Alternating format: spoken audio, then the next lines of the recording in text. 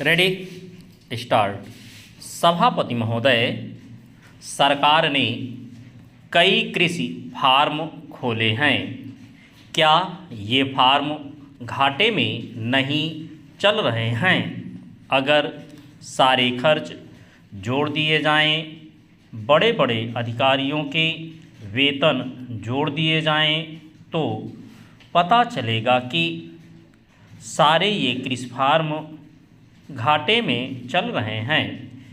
क्या इसी तरह से आप सारे किसानों को घाटे पर खेती करने के लिए मजबूर करेंगे? जिस क्षेत्र से मैं आता हूँ वहाँ एक पुल बना है। मैंने 10 वर्ष तक अपनी विधानसभा में इस पुल के लिए कोशिश की है। जिस दिन से मैं यहाँ आया हूँ बराबर उसकी चर्चा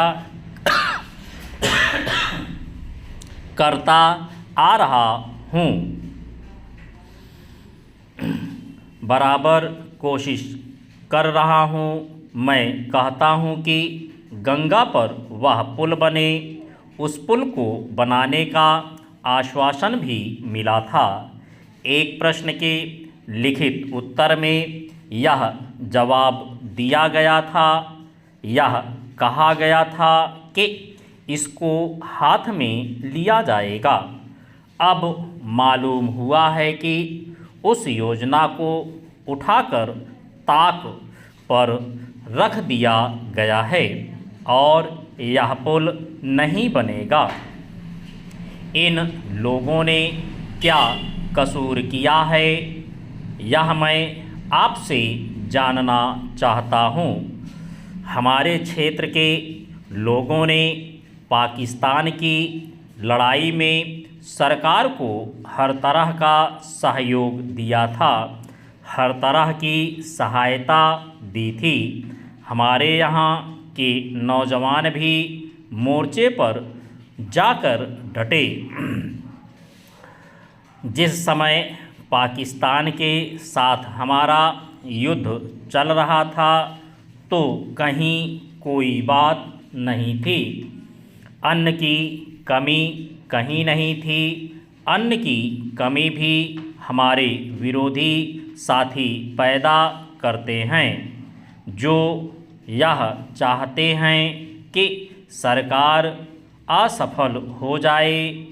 ये लोग जो कहते हैं उसको आप समझें। एक तरफ तो हमारे मित्र की बात है जो देश के बड़े बड़े शहरों में दंगे करवाते हैं, दूसरी तरफ हम हैं जो कि इनकी बातों को नहीं समझ पाते।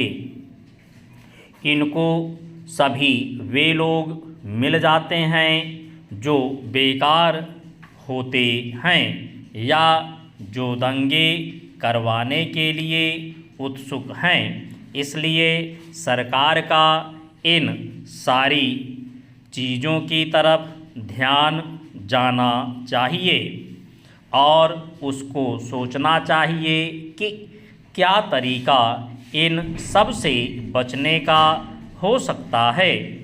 एक ही तरीका हो सकता है कि इस देश में हर आदमी को काम मिले।